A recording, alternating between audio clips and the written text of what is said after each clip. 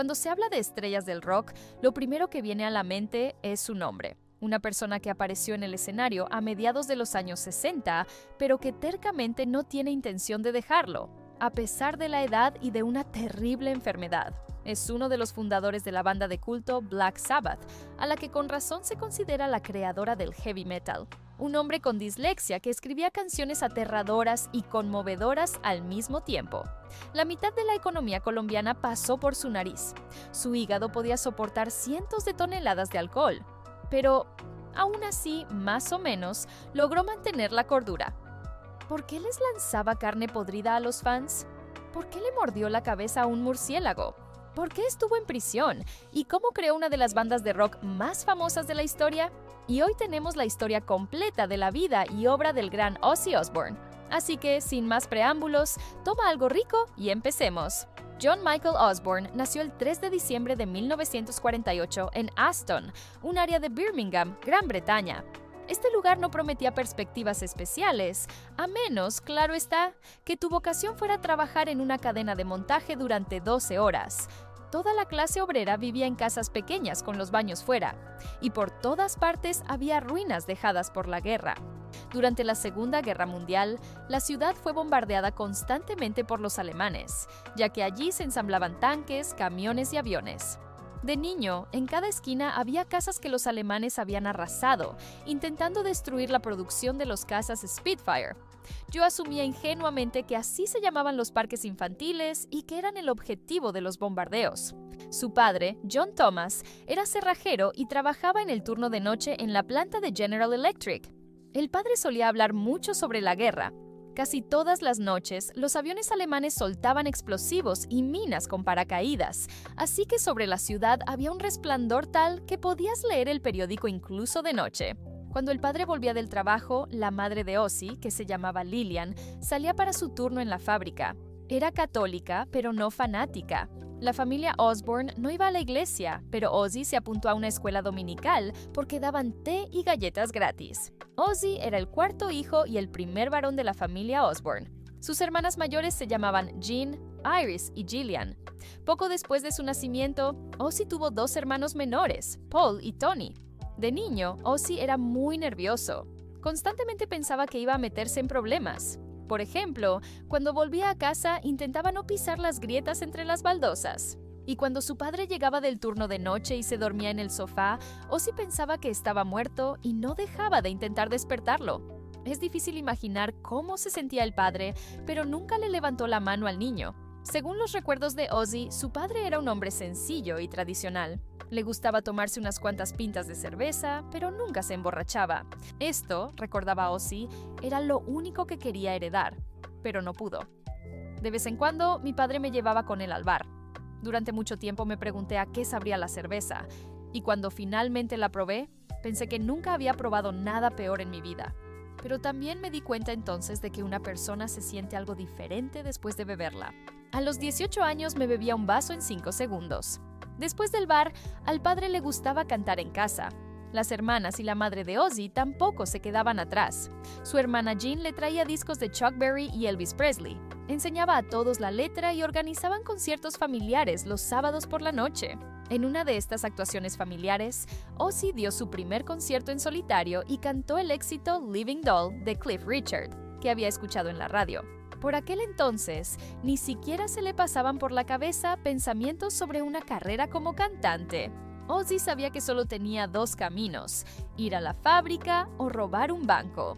Su inclinación por la delincuencia se descubrió a una edad temprana, cuando Ozzy hizo amistad con un chico llamado Patrick Murphy.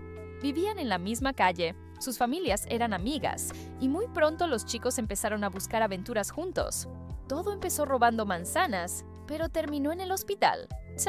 Ozzy y Patrick saltaban vallas altas, se llenaban los bolsillos de manzanas y escapaban con éxito una y otra vez, hasta que un día les soltaron los perros.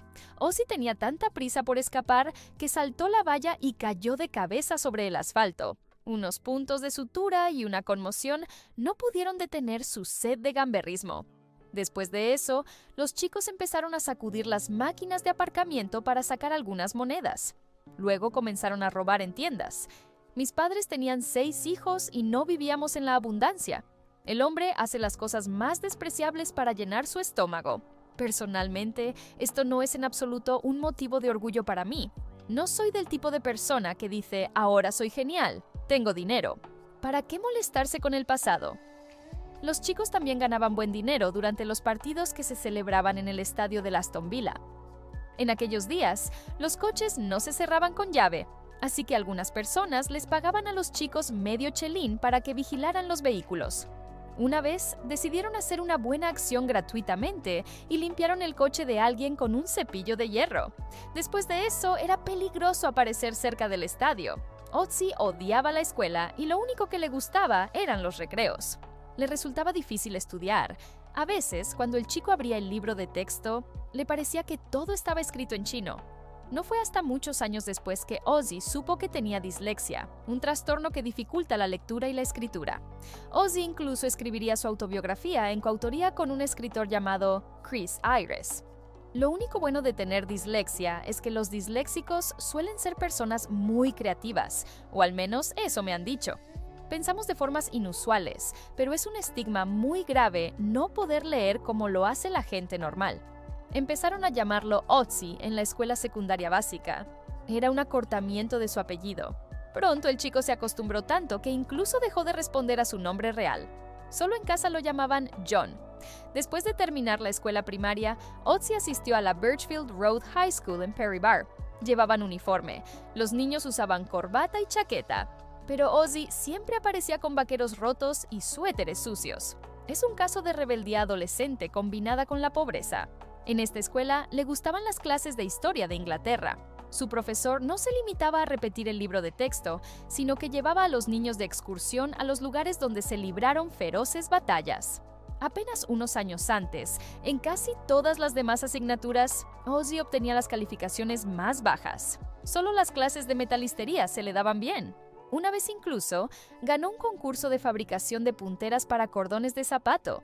También hubo acoso escolar cuando Ozzy tenía entre 10 y 11 años. Los chicos mayores lo molestaban constantemente. Por lo que recuerda, no le hicieron nada terrible, pero siempre esperaba a que, al salir de clase, le dieran una paliza. Y Ozzy vivía aterrorizado. No le contó a ningún adulto sobre el acoso porque ellos ya tenían suficientes problemas propios. Finalmente, encontró una manera de acusación. Me fijé en el chico más grande del patio y le hice muecas hasta que se rió. Así se convirtió en mi amigo. En la escuela también había un chico llamado Tony Lomi, que aunque era de secundaria, nunca se metió con Ozzy. Tony era alto, guapo, adorado por las chicas y temido por los chicos porque era buen peleador, pero nunca empezaba él. Ozzy lo admiraba. Un día, cuando permitieron a los niños llevar sus regalos de Navidad al colegio, Tony trajo una reluciente guitarra eléctrica nueva de color rojo brillante. Ozzy sintió envidia porque a él también le habría gustado tener una. Pero en ese momento, sus padres no habrían tenido el dinero y a él le faltaría la paciencia para aprender a tocarla. Tony era talentoso, podía dominar cualquier instrumento musical. E incluso en esos días, Ozzy se preguntaba cómo sería el destino de Lomi. Al cabo de unos años, sus caminos se cruzarían durante muchas décadas. El hecho de que los Osborne no pudieran permitirse comprarle una guitarra a su hijo es solo un pequeño episodio de la crisis financiera familiar. Incluso en la escuela primaria, Ozzy comenzó a entender que sus padres eran mucho más pobres que los demás. Tenían periódicos viejos en lugar de papel higiénico, botas de goma en lugar de zapatos, y Ozzy no tenía ropa interior en absoluto. Además, los padres recibían constantemente la visita de acreedores que iban a su casa a exigir intereses. Un día, su madre le dio a Ozzy 10 chelines por su cumpleaños para que se comprara una linterna. Perdió el resto por el camino a casa, y fue uno de los días más tristes de su infancia. También hubo algunos episodios tristes relacionados con las chicas. Según recuerda Ozzy, no era popular entre las chicas del colegio. La mayoría lo consideraba un tonto, pero había otras opiniones. Su primera novia se llamaba Jane. Antes de cada cita con ella, se frotaba jabón en el pelo intentando alisarlo. Una vez fue a una cita bajo la lluvia y cuando llegó, su cabeza estaba cubierta de espuma. Ese fue el fin de la relación. Otra vez intentó impresionar a una chica fumando mucho.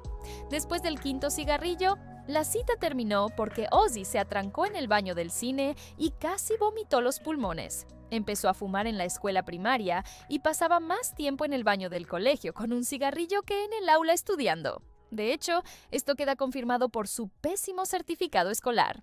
Ozzy terminó la escuela a los 15 años y se enfrentó a una difícil pero inevitable elección: trabajo físico duro o trabajo físico muy duro. Inmediatamente después de la escuela, Osbourne consiguió un trabajo como fontanero. Era en otoño, cuando había mucho trabajo porque las tuberías reventaban por toda la ciudad.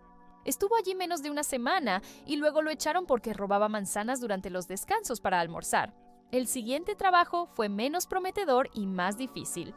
Bajo el barrio de Aston había una fábrica de piezas de automóvil y Ozzy tenía que encargarse de un equipo que limpiaba y desengrasaba estas piezas. Las piezas no se lavaban con agua, sino con químicos tóxicos, por lo que estaba prohibido trabajar sin máscara. Sin embargo, Ozzy decidió probar. ¿Qué pasaría si inhalaba esos vapores un rato? Me golpeó como si hubiera olido pegamento, solo que 100 veces más fuerte. Desde entonces, inhalaba los vapores regularmente por la mañana. Era mucho más barato que ir a un bar. Empecé con 2 veces al día, luego olisqueaba cada 5 minutos después de cada sesión. Mi cara se cubría con una capa de espuma negra, grasa de los vapores. Sus compañeros de taller pronto descubrieron lo que ocurría. Una semana después, inhaló demasiado y empezó a correr por el taller como un loco. Cantaba canciones, bailaba y luego se desmayó.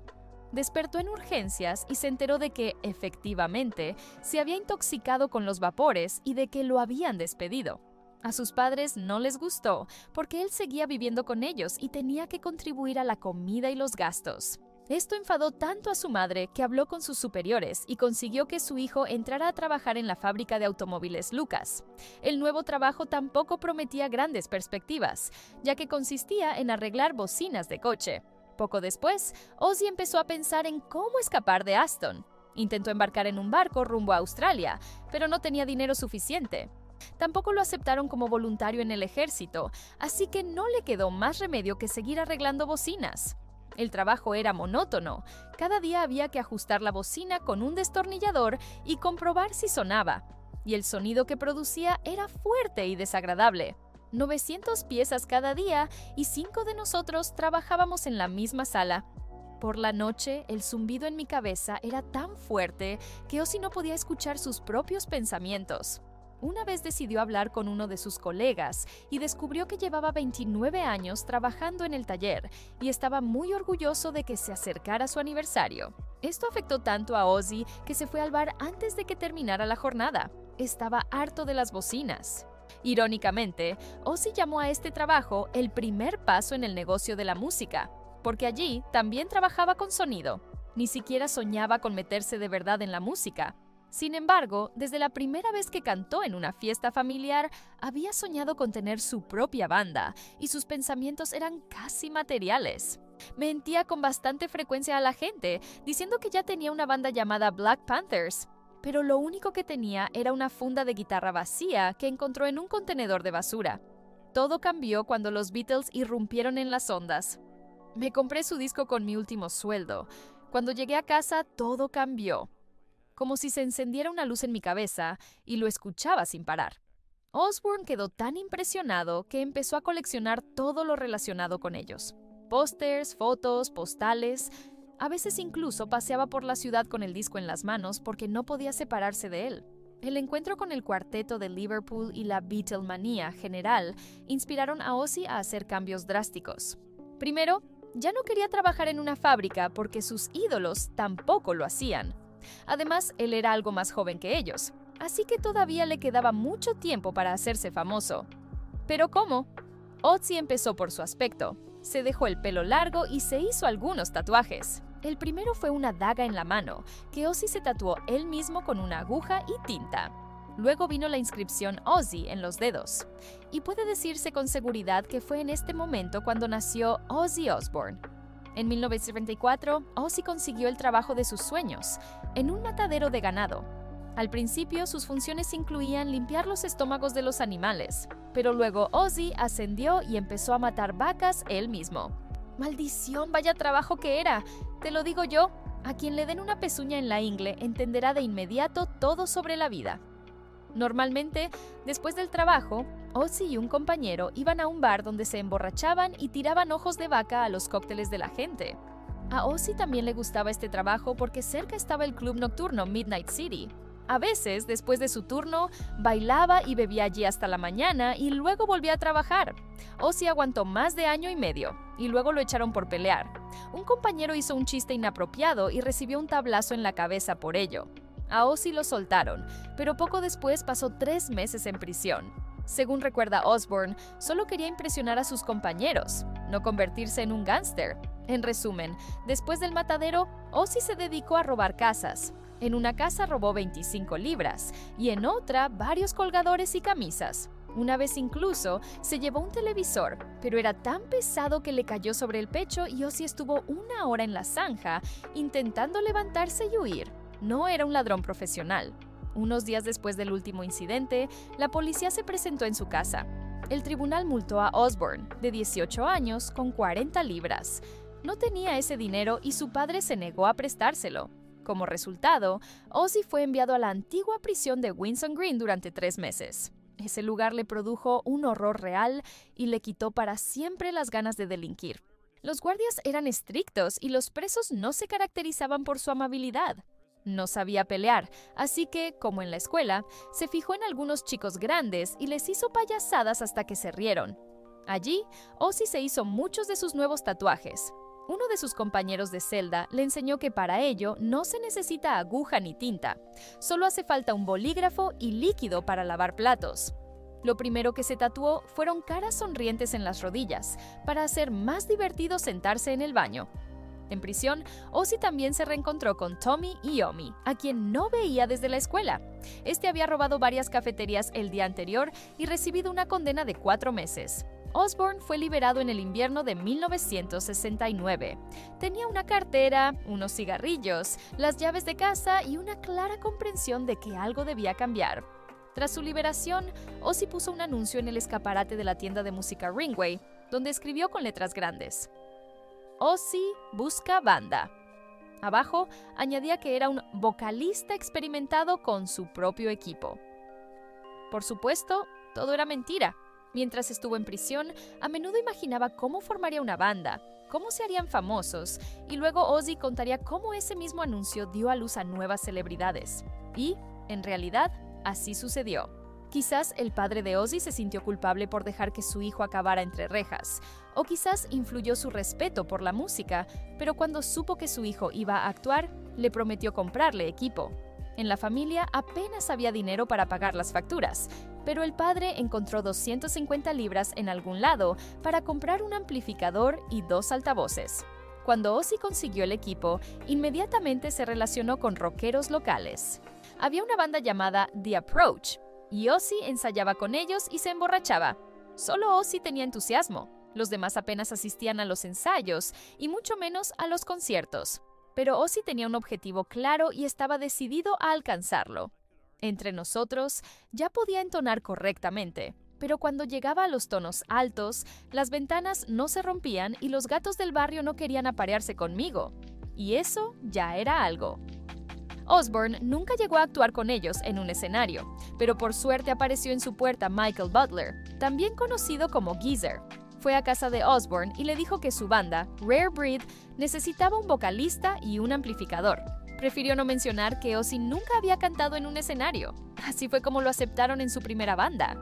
Geezer o Michael Butler era diferente. No maldecía, no comía carne, leía libros de la antigua Grecia y poesía china, tocaba la guitarra perfectamente y escribía buenas letras. A Ozzy le parecía que no solo era de otra ciudad, sino de otro planeta. A pesar de tener su primer compañero y un equipo decente, los sueños de Ozzy de una carrera musical se veían frenados por la rutina. Actuaban con poca frecuencia. La mayor paga era unas latas de cerveza. Además, Ozzy desarrolló un miedo escénico considerable.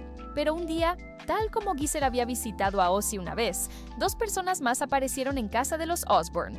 Una de ellas era Bill Ward, un baterista que había visto el anuncio de que Ozzy buscaba banda.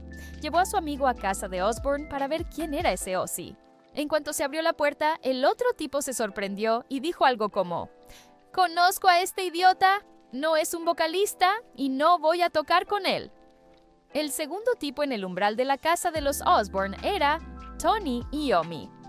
Podría haber acabado ahí, pero Ozzy vio que el brazo de Tony estaba vendado y le preguntó qué había pasado. Mientras Ozzy trabajaba en la planta química, Tony era metalúrgico y asistente de cerrajero. Durante el día cortaba metal y por la noche iba a clubes y tocaba la guitarra. Incluso le habían ofrecido una gran presentación en solitario en Alemania, pero un accidente se lo impidió. Solo unos días antes del viaje, Tony cortaba láminas de metal y accidentalmente se cortó las yemas de 2 dedos de la mano derecha, el corazón y el anular. Tony era zurdo y usaba esos dedos para tocar acordes. Imagina que en el hospital le dijeran que uno de los mejores guitarristas del siglo XX nunca volvería a tocar. Tras lo sucedido, Tony cayó en una depresión terrible durante mucho tiempo y apenas podía salir de la cama.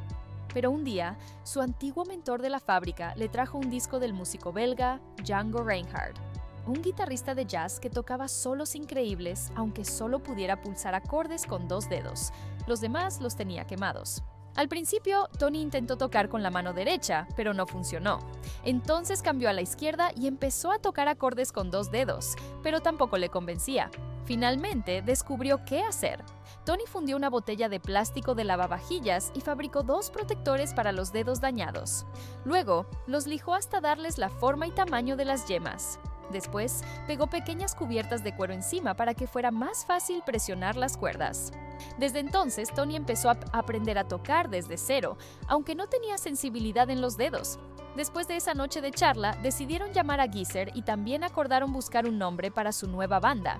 La primera opción fue Polka Tulk Blues Band, nombre que a Ozzy le inspiró una lata de lunares, Polka Dots. Al principio, los jóvenes planeaban tocar blues sucio, con el máximo número de instrumentos, así que buscaban un saxofonista y un guitarrista de slide. Al final, los encontraron, pero los expulsaron de la banda tras los primeros conciertos y decidieron actuar como cuarteto. Simplemente no tenían dinero para pagarles. Oficialmente, no había un líder en la banda, pero todos entendían que era Tony. Era el mayor, tenía experiencia y, lo más importante, un gran talento. No tenían mucho dinero. Llegaron al punto de tener que robar verduras de las huertas ajenas para comer. Los padres de Tony solían ayudarlos. No eran ricos, pero tenían una pequeña tienda y a menudo les daban sándwiches, conservas y solo a veces dinero. Tras los primeros conciertos, donde ni siquiera les pagaron, cambiaron el nombre a Earth, porque sonaba más sólido que Polka Tulk. El éxito parecía ilusorio, pero seguían adelante con terquedad. Entonces, su música sonaba así. Aún no era Black Sabbath, pero ya no era Polka Tulk. Cuando una banda famosa llegaba a la ciudad, ellos cargaban su equipo en una furgoneta y buscaban el lugar donde se alojaban las estrellas. Una vez tuvieron suerte.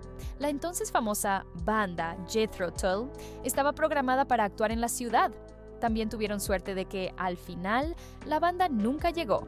Entonces, Tony fue a negociar con la dirección del club para ofrecerse como reemplazo de Jethro Tull. Imagina la situación. 1000 fanáticos enojados esperando la actuación de su banda favorita, y en su lugar, unos desconocidos suben al escenario y empiezan a tocar su extraña música. Recuerdo esa descarga de adrenalina irreal.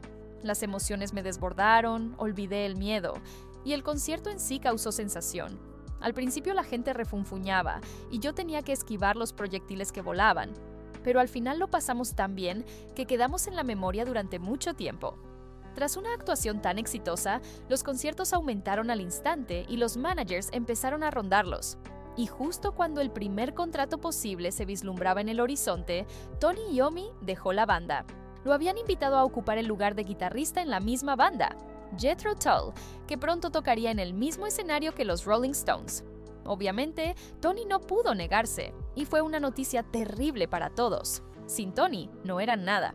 Y esto no es una exageración, sino una cita casi textual. Tony era el líder y ni siquiera querían buscar un reemplazo. Así de inferiores eran todos en habilidad. Pero Tony Iommi no se iba para siempre. Tocó algunos conciertos importantes con estrellas de verdad. Luego se largó y volvió con los chicos que aún no cobraban por tocar. Tony. Black Sabbath ha estado junto durante 17 años. ¿Cómo puede una banda permanecer unida 17 años? ¿Qué hace que funcione tan bien? Entrevistador. el pegamento, Tony. Sí, simplemente una mezcla de personas, en realidad. Es como una hermandad. Entrevistador. ¿Pensaste hace 17 años que la banda seguiría junta? Tony. No, la verdad. No piensas en cuántos años van a estar juntos. Solo lo disfrutas y lo haces. Su primer manager fue un hombre llamado Jim Simpson. Vio a la banda en uno de sus primeros shows y debió intuir algo. Lo primero que hizo durante su gestión fue enviar a los músicos de gira por Europa. Suena impresionante, pero en realidad era así. Cargaron todo el equipo e instrumentos en una furgoneta y se dirigieron a Copenhague, donde se celebraría el primer concierto. Fue en esta época cuando nació el concepto que más tarde daría a la banda su último y definitivo nombre.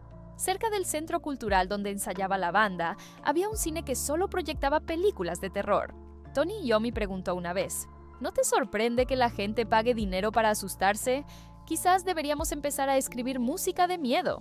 A Ozzy le gustó la idea, y pronto surgieron unas letras que se convirtieron en la base de la canción Black Sabbath. En resumen, es la historia de un chico que ve una entidad oscura acercándose para arrastrarlo a un lago de fuego. Tony ideó un riff escalofriante y Ozzy aportó la melodía. Más tarde supieron que el riff de Tony se basaba en el llamado intervalo del diablo, o tritono. Dicen que en la Edad Media la iglesia prohibió su uso en cantos religiosos. Los organistas lo tocaban y los feligreses creían que el diablo iba a saltar desde detrás del altar. Definitivamente hay algo de eso en esta canción. La reacción a la primera interpretación fue más que favorable. Jóvenes mujeres salían corriendo de la sala gritando y los hombres casi se mataban entre sí en el slam. En ese momento, la banda todavía se llamaba Earth, pero tuvo que cambiar el nombre porque a menudo había confusión y había gente en la sala que venía a ver a otra banda. Cuando la banda partió hacia Alemania, Ozzy escribió una carta a sus padres diciéndoles que pronto regresarían a Inglaterra y que ahora se llamaban Black Sabbath. Así, el Elvishinsa, 9 de agosto de 1969. Puede considerarse la fecha de nacimiento de la banda. Esta fecha coincide místicamente con la tragedia en Los Ángeles, cuando el psicópata Charles Manson asesinó a personas, pero la banda no lo supo porque estaban de gira. Muchos de los conciertos de Black Sabbath se tocaron en el famoso Star Club, frecuentado incluso por los propios Beatles. A menudo tocaban allí como artistas residentes y podían actuar durante 7 horas seguidas hasta altas horas de la noche o incluso hasta la mañana. Para mantenerse activos consumían todo lo prohibido por la ley. Ozzy rápidamente se acostumbró al escenario y comenzó a crear un verdadero infierno para entretener al público. Tan pronto como notaba que la gente en la sala estaba apática, Ozzy empezaba a alborotar, se echaba pintura en la cabeza, gritaba obscenidades al micrófono o simplemente se desnudaba. En la gira europea aparecieron canciones como The Wizard, N.I.B. y War Pigs, así que ya tenían algo que tocar, y el álbum comenzó a tomar forma gradualmente. Jim Simpson llegó a un acuerdo con el productor musical Tony Hall, quien prometió lanzar el primer disco de Black Sabbath con sus propios fondos. Firmaron el contrato en enero de 1970, pero había un problema. A pesar de la gran cantidad de actuaciones, los chicos no sabían cómo comportarse en el estudio y hacían todo como en los conciertos.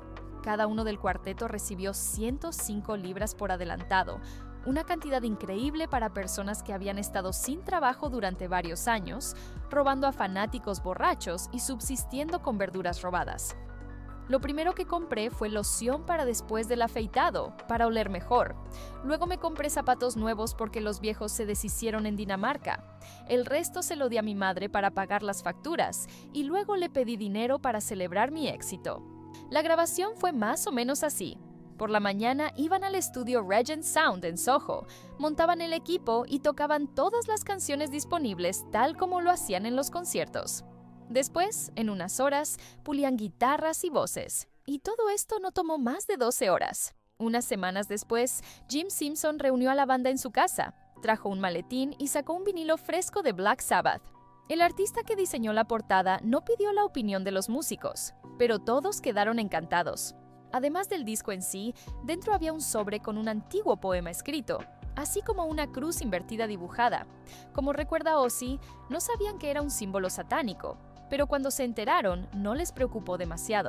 Se veía genial y sonaba aún mejor. A pesar de que Ozzy se emocionó hasta las lágrimas cuando escuchó el disco por primera vez, los críticos lo destrozaron. El álbum salió a la venta en febrero de 1970 y recibió reseñas que en su mayoría repetían palabras como burdo, secundario, similar a la banda Cream. Esto último impresionó especialmente a Ozzy, porque consideraba a Cream casi lo mejor del mundo. Desde entonces, no lee las críticas de sus álbumes. Y si se podía ignorar a los periodistas, la indiferencia de su padre hacia el trabajo de su hijo sí afectó realmente a Ozzy. Cuando salió el disco, se lo llevó a su padre y le dejó escuchar la canción principal. El padre guardó silencio durante casi 8 minutos mientras sonaba la canción, y al final preguntó: «Hijo, ¿de verdad no bebes nada más que cerveza?». Debido al diseño ocultista del álbum, las cruces invertidas y las letras sobre espíritus, la banda adquirió cierta imagen. Los consideraban satanistas, aunque Ozzy respondía que lo único que adoraba era la ginebra y el whisky. Los satanistas les ofrecieron tocar para ellos cerca de Stonehenge. Constantemente asistían a sus conciertos tipos extraños vestidos de negro, y esto sirvió como la mejor publicidad. El álbum, cuya primera tirada fue de solo 5,000 copias, vendió 1 millón de copias para finales de año. Todos quedaron impactados, especialmente su productor, Jim Simpson. Al apostar al azar, había ganado el premio gordo. El álbum costó unas 500 libras en grabar, por lo que la ganancia fue astronómica. Simpson no pudo con el trabajo y no quiso contratar asistentes, y otros productores que olfateaban dinero ya rondaban a la banda. Al final, la banda superó las capacidades de Simpson y fue atraída por Patrick Meehan y su sello, Worldwide Artists. Imagínate, 3 años antes, Ozzy Osbourne limpiaba los estómagos de los animales en un matadero y estaba sentado en prisión. Y ahora podía llamar al manager y pedir que lo recogieran de un hotel de 5 estrellas en un descapotable. No, verde.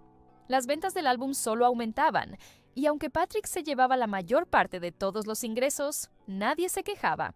Las ganancias se repartían por igual porque las canciones también se escribían en conjunto. Tony escribía los acordes, Geezer las letras, Ozzy elegía la melodía y cantaba, y Bill tocaba la batería. Y si todo iba bien con la banda, el ambiente en la casa de sus padres era tenso. Mirando atrás a esos días, Ozzy dice que todo giraba en torno al dinero. Mamá no decía nada directamente, pero la pregunta flotaba en el aire de todos modos. Dinero, dinero y más dinero. Nada más que dinero. Nada de: «Estoy orgulloso de ti, hijo. Bien hecho. Por fin tuviste suerte, trabajaste duro, te quiero». Solo dinero. Esto, al final, me alejó del hogar. Finalmente, para no destruir para siempre la relación con sus padres, Ozzy dejó su casa natal. Al mismo tiempo, comenzó su primera relación seria con una mujer. Ozzy nunca fue un conquistador y la mayoría de sus relaciones comenzaban bajo la influencia del alcohol. Después de los conciertos, constantemente aparecían en su camerino las llamadas groupies, con quienes seguían divirtiéndose. Ya en los apartamentos, una vez, en un club, Ozzy vio a una mujer hermosa, se emborrachó y solo entonces se atrevió a bailar con ella. Se llamaba Thelma Riley, y su relación no terminó después de una noche. Continuaron comunicándose, luego alquilaron una habitación en una buena zona de Birmingham y comenzaron a vivir juntos. La pareja se casó en 1971. A Ozzy le parecía que eso lo ayudaría a asentarse, a encarrilarse, pero la historia del loco Ozzy Osbourne apenas comenzaba. La banda debía emprender una gran gira por Estados Unidos, pero antes de eso grabaron su segundo disco apenas 5 meses después del primero. Lo grabaron en el mismo estudio y con el mismo método, porque funcionaba. Originalmente, el álbum se llamaría War Piggers, pero luego cambiaron el nombre a simplemente War Pigs. Geezer escribía letras contundentes sobre muerte y destrucción y no soportaba las aburridas historias de amor. Incluso cuando escribía textos de amor, siempre tenían un giro inesperado, como por ejemplo en la canción N.I.B., donde el galán resultaba ser el diablo. Es interesante que una de las canciones más famosas, Was Yo Paranoid, apareciera solo porque el segundo álbum necesitaba unos minutos más de duración. Estábamos a punto de salir del estudio, pero Tony comenzó a improvisar y 20 minutos después apareció esta canción. Así son siempre las mejores canciones. Salen de la nada y cuando nadie se esfuerza demasiado. Cuando los jefes de la discográfica escucharon la canción, en 2 segundos llamaron a todo el álbum Bumper Paranoid. Bets, no se equivocaron. El sencillo alcanzó el 4º lugar en las listas británicas, lo que permitió a Black Sabbath actuar en el legendario programa Top of the Pops, Małpodrzej. El valor de esta actuación para Ozzy fue enorme. Incluso de niños, la familia Osbourne se sentaba cada domingo frente al televisor para ver juntos este programa. Allí habían actuado los más grandes músicos de la época, y ahora era Ozzy. Esta actuación y esta canción grabada en 20 minutos cambiaron sus vidas para siempre. Durante 2 meses, Black Sabbath giró por Estados Unidos, disfrutando de la fama. Pero en los estados, lo que más impresionó a Osbourne fue la pizza común. En Inglaterra no se preparaba, pero en América descubrió este plato divino y comía varias pizzas al día. En aquel entonces, un viaje a Estados Unidos era un sueño inalcanzable para la gente común, y ellos pasaron 2 meses allí. A pesar de ello, todos extrañaban Inglaterra y no podían esperar para volver a casa. Donde quiera que actuaran, las salas estaban llenas. El álbum se vendió incluso mejor en Estados Unidos que en Inglaterra. El éxito sin precedentes del primer álbum y la gira de 2 meses le subió la cabeza a todos en Black Sabbath, especialmente a Ozzy Osbourne. Consumían todas las sustancias que no solo les permitían relajarse, sino también mantenerse activos para no quedarse dormidos durante las actuaciones. Ozzy estaba inmerso en una densa niebla alucinógena y era incapaz de recordar la mitad de lo que le sucedía en esos tiempos. A veces salía de esta niebla y descubría que ahora él y la banda estaban en el estudio escribiendo el 3er álbum, llamado Master of Reality. Por supuesto, en tal estado no se puede ser un hombre de familia ejemplar. La situación se complicaba por el hecho de que con Ozzy y Thelma vivía el hijo de 5 años de ella de un matrimonio anterior. Ozzy lo adoptó, pero su relación no cuajó. Tampoco se comportaba bien con su esposa. La engañaba en las giras con todo el que conocía. En casa solo estaba sobrio en sus sueños. Y 9 meses después de la boda, Thelma quedó embarazada. El nacimiento del hijo de Ozzy Osbourne tampoco podía ser ordinario. Cuando su esposa estaba en el último mes de embarazo, estaban sentados en un restaurante cuando ella descubrió que se le había roto la fuente. Ozzy se asustó tanto que empezó a buscar un médico, pero su esposa le dijo que necesitaba un hospital, no un médico. Ozzy entró en pánico sin saber qué hacer, pero Thelma mantuvo la calma y le explicó que necesitaba salir, luego subir al auto y llevarla al hospital. Ozzy comenzó a entrar en pánico aún más porque no sabía conducir y todavía estaba borracho. Si bien había estado borracho durante varios años y no era un problema, el gran problema que tenía era con el auto. Al final, sentó a su esposa en el asiento del acompañante y él se puso al volante. Intentó arrancar durante 20 minutos. El auto traqueteaba, se sacudía, pero finalmente cedió y Ozzy logró llevar a su esposa al hospital. Nació una niña llamada Jessica Starshine Osbourne, el 20 de enero de 1972. Bueno, si casarse no ayudó a Ozzy a convertirse en un hombre de familia ejemplar, quizás tener una hija lo lograría. Para nada. Un mes después, Black Sabbath estaba de nuevo en los Estados Unidos, donde grabaron un nuevo álbum que se llamaría Snowblind. Su nombre era una referencia directa al polvo blanco que había acompañado a la banda y al propio Ozzy durante los últimos años. Al final, el desastre ocurre. Es inevitable que ocurra un desastre, porque es como las drogas. En su momento estaban bien, pero las superamos. Ya sabes, simplemente tomábamos LSD, tomábamos cocaína y consumíamos grandes cantidades de marihuana. Fue divertido en su momento, pero luego simplemente dejó de ser una buena idea. Entrevistador: ¿así que tienes una vida más estable ahora? Ozzy: no. En Estados Unidos, la banda vivía en una gran residencia de los años 30 que servía como su hogar y base. Allí trabajaban jardineros, limpiadores y chefs. En casi todas las habitaciones había un plato con, ya sabes, cierta clase de polvo y se consumía en tales cantidades que lo reponían varias veces al día. También en la casa había enormes barriles de cerveza y barriles de vino llenos de alcohol, que igualmente se agotaban en cuestión de días. Cuando Ozzy estaba drogado, le gustaba tumbarse frente al televisor y ver programas estadounidenses. Así que es un verdadero milagro que también lograran escribir nueva música a pesar del constante delirio. Estas pocas semanas dieron un poderoso impulso a la carrera de Black Sabbath. Ozzy. Snowblind es, en mi opinión, uno de los mejores álbumes de Black Sabbath de todos los tiempos, aunque la discográfica no les permitió conservar el nombre. Y esto no es sorprendente, porque en ese entonces el polvo blanco no desaparecía de los titulares de las noticias. Nadie quería que el disco sirviera como publicidad innecesaria para esas sustancias peligrosas. El título del álbum se cambió a simplemente Bortwop Mapt, Volume 4. Pero los oyentes atentos ya veían las infinitas referencias a ya saben qué. Incluso los agradecimientos escritos en la contraportada incluían las palabras de Osbourne agradeciendo a una compañía llamada Mike Coke por la inspiración. El impacto de esta sustancia en la banda es difícil de sobreestimar. Por supuesto, fue mayormente negativo y los primeros problemas de salud graves comenzaron rápidamente. Durante la grabación de la canción Under the Sun, Bill Ward estaba tan colocado por el consumo constante que ni siquiera podía tocar su parte.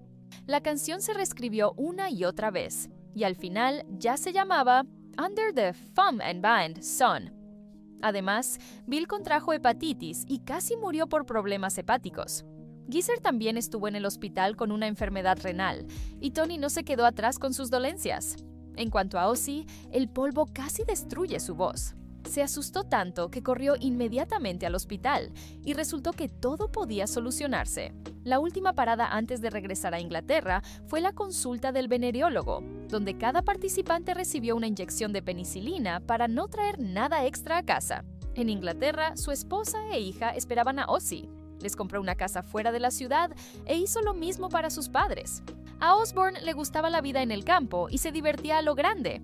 Todo el cobertizo estaba lleno de jukeboxes, consiguió una mesa de billar, una de futbolín y todas las cosas que no tuvo de niño. El hábito adquirido en América no desapareció. Ozzy estableció un servicio a domicilio de sustancias y se convirtió en el Pablo Escobar del campo. Cada noche se emborrachaba tanto que ni siquiera podía subir al segundo piso para dormir en la cama. Se acostaba en la hierba, en las escaleras o simplemente en el suelo. Entre sus vecinos estaba, por ejemplo, Robert Plant de la banda Led Zeppelin. Y en su casa no había menos infierno que en la de Ozzy. Si Ozzy no bebía en casa, lo hacía en la de Robert Plant o en un bar. Ozzy tenía más o menos este aspecto en esos días. Se refiere a un estado de embriaguez o consumo evidente. Entrevistador. ¿Empezando mañana? En tono irónico, refiriéndose a la resaca o exceso. Ozzy. Sí, así es. Vamos, vamos. Entrevistador. No. Es como lo que hicimos hace 16 días. Volvimos de Japón. A lo largo de los años 70, Ozzy Osbourne siempre estaba bajo los efectos de algo. Pero la paradoja es que seguían escribiendo música y el resultado no era peor que si estuvieran sobrios. El siguiente álbum lo grabaron en un castillo encantado en la frontera con Gales. A alguien se le ocurrió que sería genial que una banda con una aura tan mística grabara un disco en un lugar tan extraño. En realidad, querían grabar el álbum en el estudio habitual, pero en ese momento estaba ocupado por Must TV Wonder, Krupp, como el álbum anterior, Volume 4. Ya había logrado convertirse en un clásico, Black Sabbath planeaba repetir su éxito. Realmente no querían ser otra banda que escribiera 3 discos geniales y luego empezara a sacar basura. Esto ocurría todo el tiempo, y muchas bandas simplemente desaparecían del panorama. El trabajo fue lento. Tony no podía idear nuevos riffs, y sin ellos no había nuevas canciones. Al final, la atmósfera mística del castillo y un álbum recién escuchado de Ed Golden Earring inspiraron a Tony a experimentar y el trabajo comenzó. La mayor parte del tiempo los 4 hacían tonterías. Se asustaban unos a otros con gritos terribles que rebotaban en las paredes de la chimenea, se comunicaban con espíritus mediante la tabla Ouija, prendían fuego a alfombras, lo que casi incendia el castillo. Pero también escribieron música. Hacia el final de su estancia en el Castillo Encantado, habían acumulado mucho material para el siguiente disco, y la banda se trasladó a un estudio en el norte de Londres. El nuevo álbum se llamó Sabbath Bloody Sabbath, y la canción homónima se convirtió en el próximo gran éxito. El diseño de la portada también iba a la par y estaba en su estilo. Un hombre yace en la cama y es atacado por demonios desde todos los lados. Existe una creencia entre los músicos veteranos de que si a todo el mundo le gusta el disco, incluso a los de la discográfica, entonces las cosas van a ir mal. Por su propia admisión, Ozzy considera este álbum su último gran disco. Lograron combinar el viejo sonido pesado con algo nuevo y experimental. Todos estábamos contentos con cómo resultó Sabbath Bloody Sabbath. Incluso a Patrick Meehan y a la discográfica les gustó, lo que solo significaba una cosa: a partir de entonces, solo íbamos cuesta abajo. Ozzy cree que esto podría haberse predicho porque la vida le había dado señales el día anterior. Por ejemplo, cuando volaban a Estados Unidos, su vecino de asiento en el avión murió sobre el Atlántico. Al principio pensó que el vecino simplemente se había quedado dormido, pero cuando ni siquiera la azafata pudo despertarlo, quedó claro que el hombre no respiraba. Otro presagio del fin fue que Sabbath Bloody Sabbath se convirtió en el primer disco en recibir elogios de la crítica. Durante la gira promocional de este álbum, todos los miembros de la banda se dieron cuenta de lo mucho que se irritaban mutuamente. Todo el mundo estaba tenso y las sustancias prohibidas jugaban un papel importante en ello. Tony Iommi odiaba quedarse en el estudio hasta altas horas de la noche porque estaba produciendo. No tenía tiempo para su vida personal porque constantemente quería añadir algo más a la canción, luego otra cosa y así sucesivamente. Ozzy terminaba su parte y se iba del estudio, y Tony se quedaba hasta conseguir el resultado perfecto. También sufrían de cierta enfermedad de estrella, ya que todos se creían grandes estrellas del rock. A mediados de los 70, todo cambió. Si antes la banda se quedaba junta, descansaba junta y se entregaba a la locura, ahora cada uno iba por su cuenta. Después de la gira, quedó claro que todo empezaba a desmoronarse. El tema de las finanzas también era apremiante. Todos entendían que el manager no les daba ni la mitad de lo que ganaban, así que lo despidieron. Pero resultó ser hábil legalmente y no iba a dejar ir a la banda así como así. Comenzaron largos procesos judiciales. Un juicio sucedía a otro y no se veía el fin. En esta atmósfera escribieron el siguiente álbum, que se llamó Sabotage. Según el propio Osbourne, este disco no puede presumir de nada en particular. Lo único de lo que estaba orgulloso era de la canción The Ritual, escrita casi enteramente por él. Sabotage se lanzó en julio de 1975 y volvió a ser muy elogiado por la crítica. La revista Rolling Stone, en particular, lo llamó el mejor de la carrera de la banda, pero las ventas seguían cayendo. Los malentendidos entre los miembros de la banda, los pleitos y el alcohol empeoraron el ambiente en la familia de Ozzy. Por primera vez, golpeó a su esposa, que recientemente había dado a luz a un hijo llamado Luis. Thelma me aguantó y lo lamento muchísimo. Lo que más desearía en el mundo es poder retroceder el tiempo. Pero por supuesto es imposible evitar la crueldad, pase lo que pase, y cargaré con esta cruz hasta el fin de mis días. La banda no podía aceptar que las ventas decayeran y decidió grabar otro álbum de inmediato. Se llamó Technical Ecstasy. Para distraerse y cambiar de ambiente, decidieron grabarlo en Miami, donde alquilaron un estudio. Dado que los procesos judiciales se prolongaban demasiado, casi no había pagos por los lanzamientos anteriores. Tuvieron que ahorrar dinero y escribir rápido. Musicalmente, el disco representa el desarrollo posterior de las ideas musicales del guitarrista y principal compositor de la banda, Tony Iommi. Como en los dos álbumes anteriores, en Technical Ecstasy predominan las canciones simples y cortas Las canciones como Rock and Roll Doctor contrastaban con temas más largos y complejos, como You Won't Change Me y Dirty Women. Hacia el final de la grabación, Ozzy terminó en una clínica psiquiátrica. El estrés causado por las agotadoras sesiones de grabación, agravado por el alcohol, estaba en su apogeo. Su estancia fue breve, pero este episodio complementa elocuentemente la biografía de Osbourne. Aún mayores pruebas lo esperaban por delante. Las relaciones con los miembros de la banda seguían deteriorándose y los pleitos judiciales consumían casi todas las ganancias. Incluso la próxima gira no prometía muchos ingresos. Un día, durante un ensayo, Ozzy salió y nunca volvió. Además de los problemas con su esposa, la banda y su psique enfrentó una tragedia familiar. A su padre le diagnosticaron cáncer y el tratamiento ya no ayudaría. Ozzy vio a su padre el día de la operación. Parecía bien, incluso caminaba por su cuenta. Ozzy le confesó que había dejado Black Sabbath. y su padre respondió que sin él la banda estaría acabada. Al día siguiente, Jack Osbourne, padre de Ozzy, falleció. El cantante lo llevó muy mal. En su memoria, Ozzy escribió la canción Junior's Eyes. Black Sabbath no iba a detenerse sin Ozzy. Mientras él lidia con su tragedia y se hunde en aún más alcohol, toman su lugar a Dave Walker, quien solía cantar en la banda Fleetwood Mac. Pero el nuevo vocalista no logra adaptarse, así que, después de unas semanas, Ozzy regresa para grabar un nuevo álbum, Never Say Die.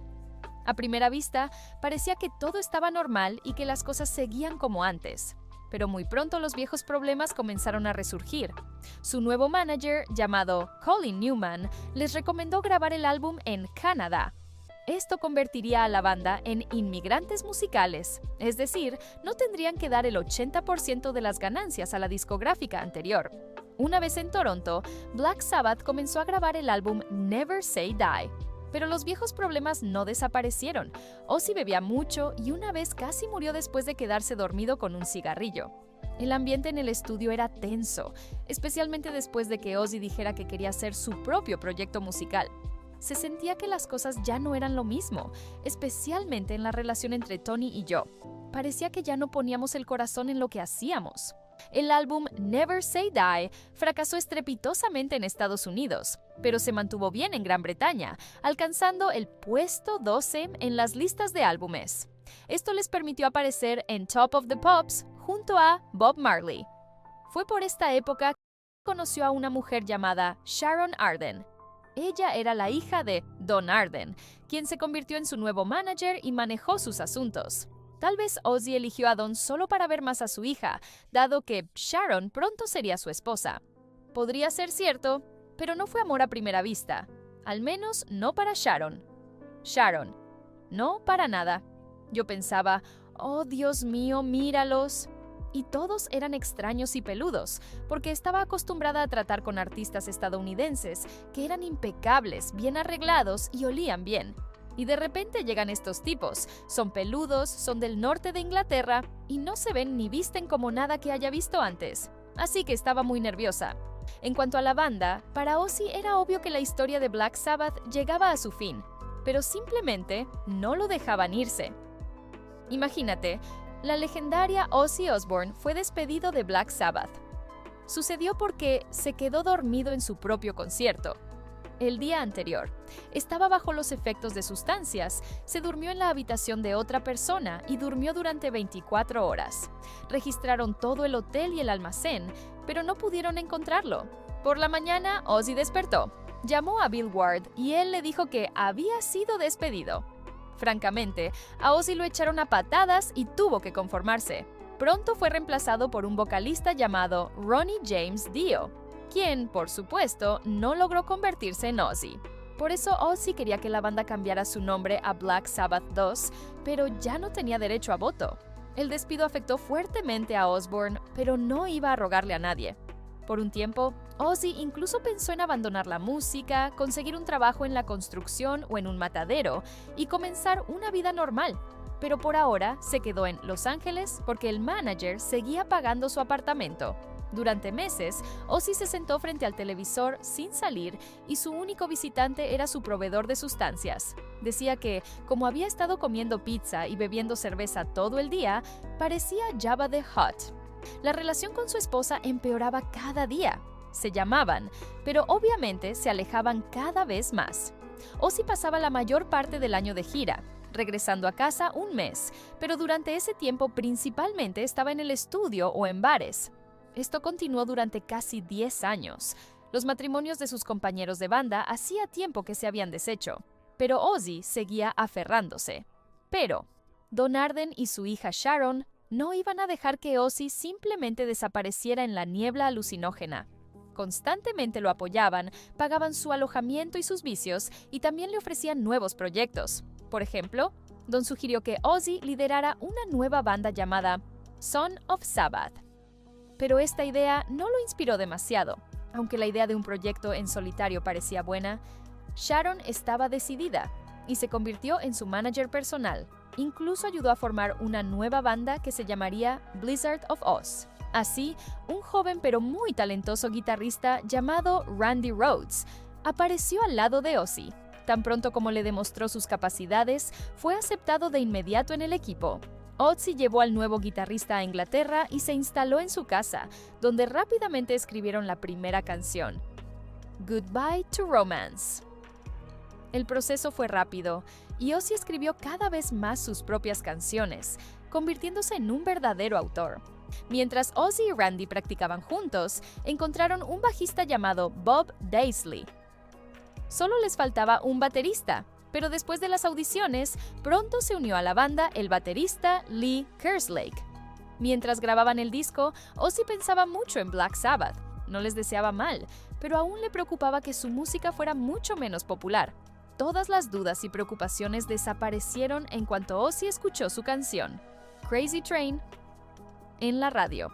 Inmediatamente después del estreno en Inglaterra, en septiembre de 1980, el álbum Chessman Taptoes på Stewart Blizzard of Oz, Mina Stała Estas Más Patsiferos, alcanzó el 7º lugar en la lista de álbumes. Tras 6 meses en Estados Unidos, vendió 4 millones de copias y alcanzó el puesto 21, lo que permitió que Blizzard of Oz estuviera entre los 100 álbumes más vendidos de los 80, según Billboard. Ozzy no leía las reseñas, pero en su mayoría eran favorables. Unos días antes del inicio de la gira, sucedió algo más. Ozzy logró llegar al corazón de Sharon y de repente se encontraron juntos. Ozzy: me enamoré perdidamente de ella. La cosa es que, antes de conocer a Sharon, no había conocido chicas que se parecieran a mí. Quiero decir, cuando salíamos en público juntos, todo el mundo pensaba que éramos hermanos. Nos parecíamos tanto, y no importaba dónde fuéramos. Nadie bebía más que nosotros, nadie hacía más ruido que nosotros. Sharon: era tan divertido, tan ingenioso y rápido, y sin embargo muy vulnerable. Y simplemente pensé que era el chico más divertido y dulce que había conocido, porque era tan vulnerable en todo, y eso me atrajo hacia él. Sharon no solo era su amante, demostró ser una manager eficaz que se ocupaba de sus asuntos de forma independiente. El resultado de su trabajo fue que todas las emisoras de radio tocaban las canciones en solitario de Osbourne. Todo el mundo quería trabajar con él, y también quería verlo en concierto en cualquier ciudad del mundo. Según el propio Ozzy, nunca habría podido alcanzar el éxito de no ser por ella. Pero él tampoco dejó a Thelma y se debatió entre las dos mujeres, causando sufrimiento a ambas. No quería el divorcio por los hijos, pero se daba cuenta de que así les hacía aún más daño. Antes de salir de gira para promocionar su álbum, Ozzy se lo contó todo a su esposa. Incluso antes de que comenzara la gira, hubo problemas con el baterista y el bajista. No querían actuar bajo el nombre de Ozzy Osbourne, sino que insistían en que el proyecto debía tener otro nombre más neutral. Esto molestó a Ozzy porque ya había vivido la historia en la que todos los miembros tenían los mismos derechos. Esta vez todo debía ser diferente, es decir, según sus reglas. Los rebeldes fueron rápidamente despedidos y reemplazados por el baterista Tommy Aldrich y el bajista Rudy Sarzo. Al final de la gira, el primer álbum de Ozzy Osbourne con los nuevos músicos había vendido 1 millón de copias. Según Ozzy, gran parte del éxito dependía del trabajo de Randy Rhoads. Él estaba verdaderamente obsesionado y nunca dejaba de aprender. En cuanto llegaban a una nueva ciudad, Randy buscaba un profesor de guitarra clásica y tomaba lecciones con él. Sabía solfeo, escribía canciones, podía aprender a tocar la guitarra por sí mismo, pero aún así seguía estudiando. En el álbum Blizzard of Oz hay una canción llamada Dee, que Randy escribió y dedicó a su madre. Tampoco podemos olvidar a Sharon y su contribución a que el álbum se lanzara y a que Ozzy no muriera de una sobredosis. Aunque la mujer tampoco era una santa y bebía no menos, era ella quien mantenía la situación bajo control. Seguían siendo amantes, pero Ozzy también esperaba mejorar su relación con su esposa. Tras regresar a Inglaterra, donde Ozzy intentó reconciliarse con Thelma, las cosas solo empeoraron y ella pidió el divorcio. Ozzy no podía creerlo durante mucho tiempo, pero cuando le trajeron todas sus cosas, tuvo que aceptarlo y enviar un sobre con la pensión alimenticia cada semana. Esta situación le convenía a todos, y aunque Ozzy emprendió la gira de mal humor, lo que sucedía en los conciertos lo devolvía rápidamente a la realidad. Fue en esta gira donde Osbourne comenzó a montar sus famosos espectáculos. Por ejemplo, durante la interpretación de la canción Goodbye to Romance, Ozzy gritaba ¡ahorcad al cabrón! Y un actor contratado, un Child Little Person, persona de baja estatura, salía volando con un látigo alrededor del cuello. En general, esta locura se repetía en cada concierto. En aquellos días, Ozzy paseaba por el escenario con armadura medieval. Encendía fuegos frente al público, lanzaba fuegos artificiales y tiraba restos de carne al público. Esto último se convirtió en su seña de identidad, pero los fans rápidamente lo imitaron. Si Ozzy les tiraba intestinos de vaca, el público le devolvía cabezas de animales muertos, gatos, lagartijas y pájaros. La atmósfera en los conciertos se volvía cada vez más demente. La gente empezó a lanzar objetos con clavos y cuchillas. Teníamos serpientes de goma y arañas de plástico volando por todas partes. Y una vez una serpiente de verdad cayó en el escenario. Estaba muy enfadada porque tenía que compartir el escenario con Ozzy Osbourne. En 1982 ocurrió la famosa historia que Ozzy aún recuerda hoy. Actuaban en la ciudad de Des Moines y ya habían ahorcado al actor cuando algo fue lanzado al escenario. Solía pasar que tiraban juguetes de goma al escenario y entonces Ozzy les mordía la cabeza, demostrando su locura. Esta vez hizo lo mismo, pero resultó que no era un juguete, sino un murciélago de verdad. Testigo, posiblemente Sharon o un miembro del equipo. Miré. Evidentemente tiraron un murciélago inconsciente al escenario y él pensó que era de goma, así que lo recogió y le mordió la cabeza. Y Sharon grita, ¡idiota, es de verdad! Sospechoso de rabia, Ozzy terminó en el hospital y hasta el final de la gira tuvo que ponerse en inyecciones para no enfermar. A la mañana siguiente, todos los noticieros del planeta hablaban de él. Todo el mundo pensó que había mordido al murciélago a propósito, y varios promotores incluso cancelaron sus conciertos. Pero esto solo alentó a los fans, que empezaron a llevar cosas aún más locas a los conciertos. Después de la actuación, el suelo estaba cubierto de trozos de carne y animales muertos. ¿Y tú? ¿Tal vez viste alguna locura en el concierto de tu artista favorito? Escribe tu historia en los comentarios. Quizás supere a la cabeza mordida de un murciélago. La mayoría del equipo temía que Ozzy no sobreviviera a esta gira demente. Como podemos ver ahora, se equivocaban, pero había motivos de sobra para preocuparse. El alcoholismo no desaparecía. Cuando estaba solo en la habitación, Sharon le quitaba toda la ropa para que no se le ocurriera ir a ningún lado si se emborrachaba. Esto solía funcionar, pero Osbourne todavía tenía el descaro de bajar al bar Montpark a la Mostemma de Paups, bomba pasmarens desnudo. Sharon una vez hizo lo mismo, pero cometió el error de dejar su vestido en la habitación. Así que Ozzy salió a la calle de un pueblo de Texas y a los 5 minutos estaba tumbado en el suelo con esposas. No fue solo por su atuendo, sino también por el hecho de que no pudo encontrar un baño y orinó en un monumento en memoria de los caídos en la guerra entre Estados Unidos y México. Esta broma le costó varias horas en la cárcel y $10,000. Luego, durante la gira, cuando el dinero fluía y los fans tiraban carne a los músicos como muestra de respeto, ocurrió una tragedia. Randy Rhoads había dicho que quería irse. No se parecía a un músico de rock de aquella época. No bebía ni consumía drogas, pero estaba obsesionado con la guitarra y los cigarrillos. Más que nada, el músico quería terminar la universidad, algo que le dijo a Ozzy.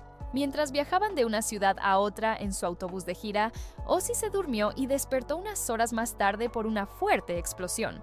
Olía a gasolina en el aire y todos pensaron que el conductor del autobús había perdido el control y chocado contra un árbol. La realidad fue aún más aterradora y Ozzy conoció toda la verdad a través de los materiales de la investigación. Mientras todos dormían, el conductor del autobús se detuvo para reparar el aire acondicionado en una parada. Había un aeródromo civil cerca. El conductor del autobús era un expiloto que había sido despedido tras un accidente. Esa noche, decidió recordar el pasado, tomó sin permiso el avión de un amigo y decidió llevar a todos a dar una vuelta. El piloto, su esposa Rachel y Randy subieron a bordo.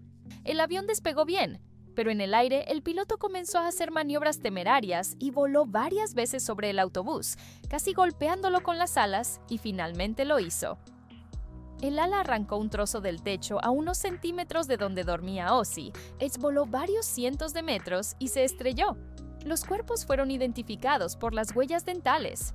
Randy Rhoads tenía 25 años. El avión se estrelló contra una casa que luego estalló en llamas. Murieron el guitarrista principal de la banda, la estilista y el conductor del autobús. La mejor decisión, tras los funerales del amigo y colega Randy Rhoads, fue continuar la gira. Todos estaban en estado de shock y apatía, pero tenían que seguir adelante. Sharon insistió. Fue por esa época que Ozzy le propuso matrimonio, y Sharon lo mandó al infierno.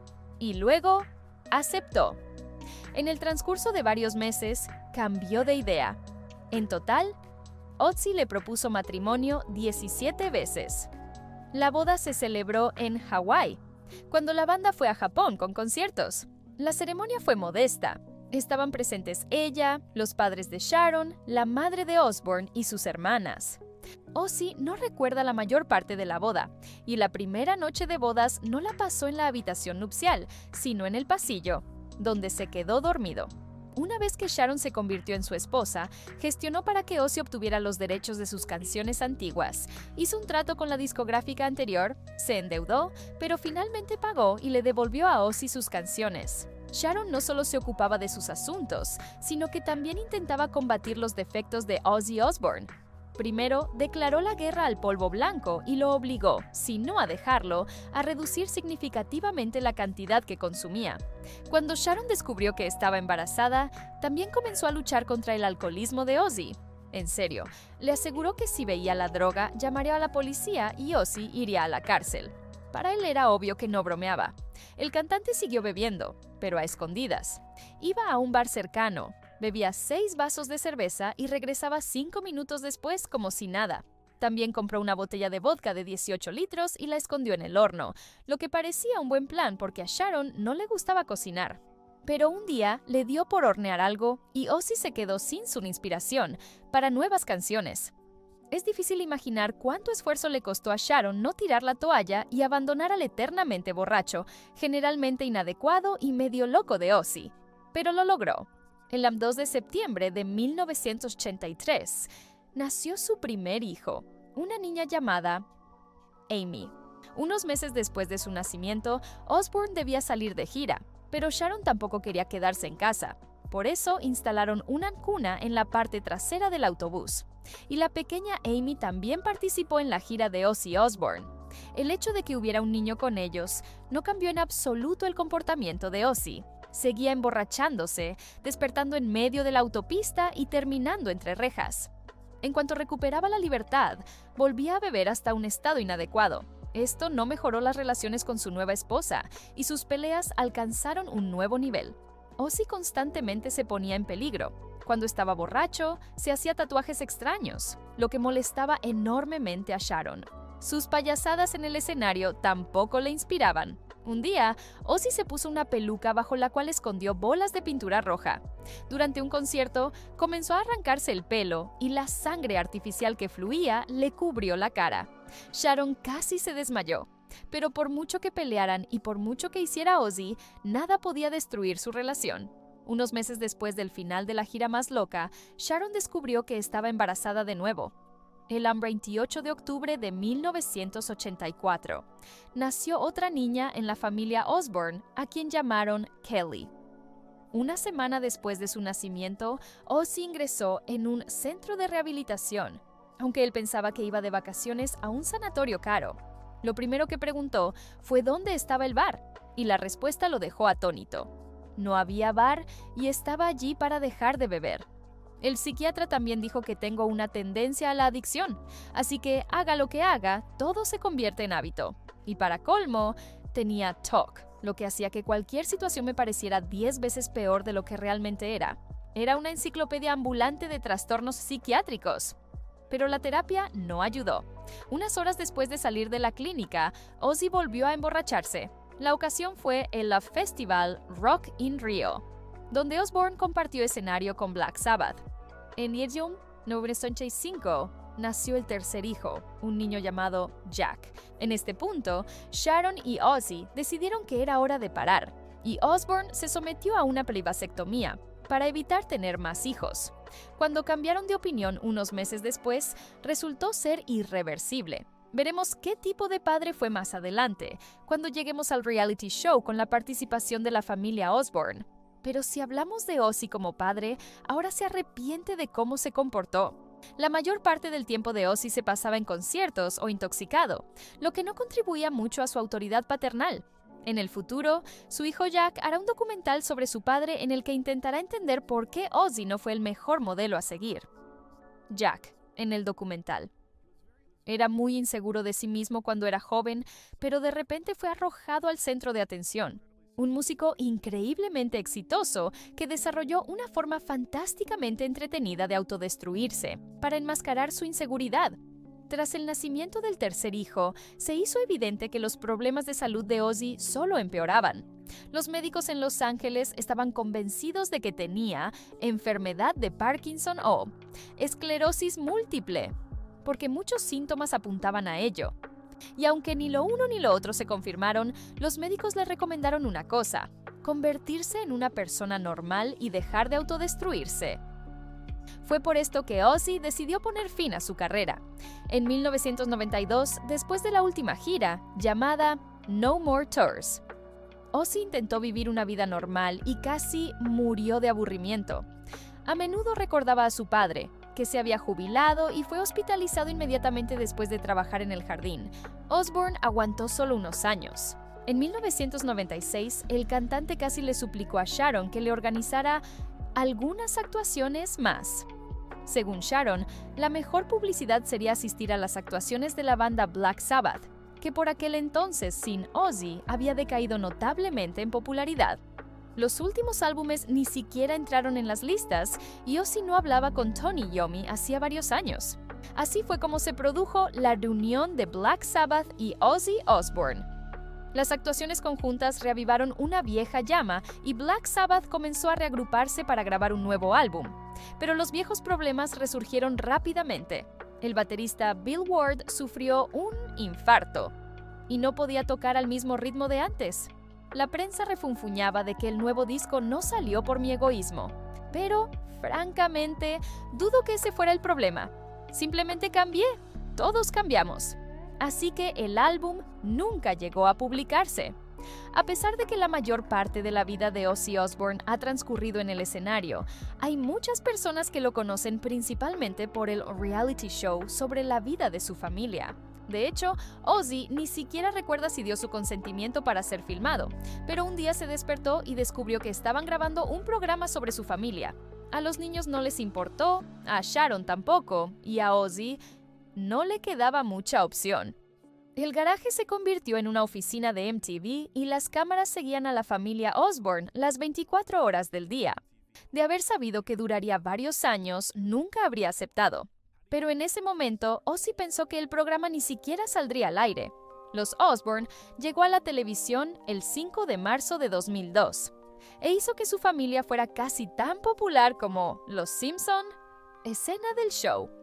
Para Ozzy, ¿sabes? Creo que voy a poner esto. Ozzy se hizo famoso al instante, pero no como músico, sino como un hombre que soltaba palabrotas frente a las cámaras. Algunos empezaron a decir que Osbourne se había vendido, pero es poco probable que le preocupara. El hecho es que ninguna estrella del rock antes que él había hecho algo así. Además, el show era un experimento y nadie sabía si se haría popular o no. Y así fue. Incluso invitaron a su familia a cenar con el presidente de los Estados Unidos. Por supuesto, Ozzy se emborrachó en la misma mesa que George W. Bush y su esposa. Presentador en la cena, refiriéndose a Ozzy. ¡Qué audiencia tan fantástica tuvimos esta noche! Poderosos de Washington, celebridades, estrellas de Hollywood, Ozzy Osbourne. Un mes después, Ozzy conoció a la reina de Gran Bretaña. Es decir, el tipo que empezó robando casas y limpiando estómagos de vaca, ahora se sentaba a la misma mesa que la reina. No está mal, ¿no crees? Cuando los índices de audiencia de su programa rompieron todos los récords posibles de popularidad, MTV les ofreció un contrato a largo plazo. Al principio, Ozzy intentó rechazarlo, pero un cheque de $250,000 lo hizo cambiar rápidamente de opinión. Y eso no era un sueldo, sino solo un regalo del canal de televisión. Escena del show. Ozzy regañando a su hija.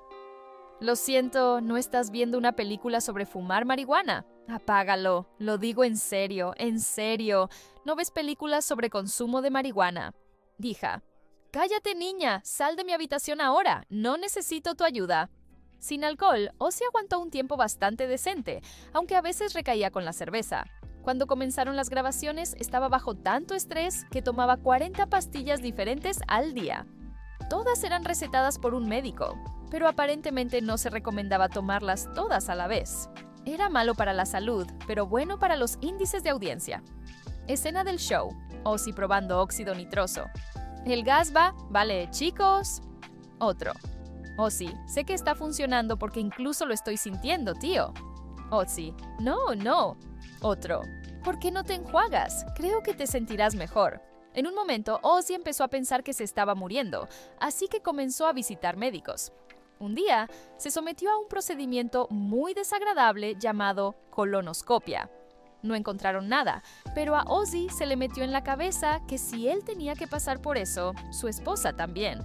Si no la hubiera obligado a hacerlo, los médicos no habrían detectado sus cáncer en una etapa temprana. Peace out. La operación también fue filmada por las cámaras de MTV. Después de una operación exitosa, comenzaron meses de quimioterapia para combatir la enfermedad. Ozzy estaba histérico, pero Sharon insistió en que no se centrara en su recuperación y siguiera actuando como siempre. Ozzy obedeció a su esposa.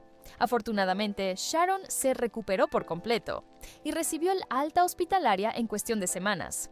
Todo gracias a que Ozzy la obligó a someterse a una colonoscopia.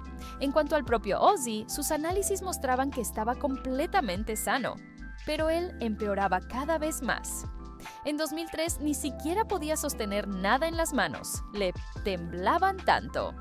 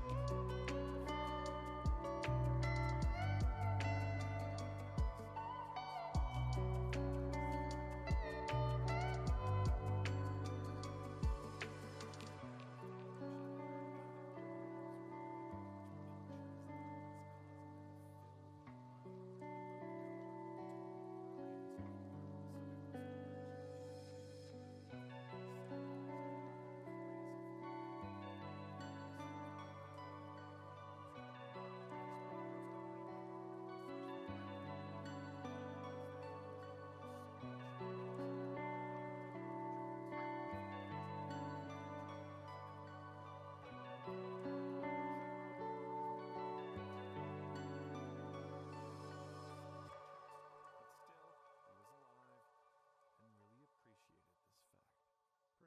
the whole world watched his life. It was necessary to make a connection with him.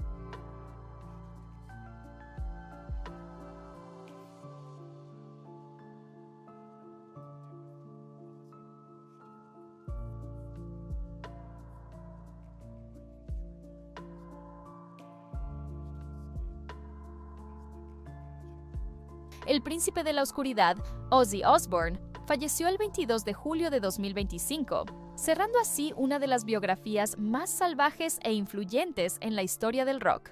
Su legado, sin embargo, permanece intacto. Desde los riffs atronadores de Black Sabbath hasta su etapa en solitario, Ozzy desafió todos los límites, musicales, personales y sociales, y se convirtió en un ícono irrepetible. Aunque su cuerpo sucumbió a los estragos del tiempo y los excesos, su voz, su actitud y su espíritu indomable seguirán resonando en cada acorde de heavy metal. Descansa en paz, Ozzy. La oscuridad nunca sonó tan poderosa.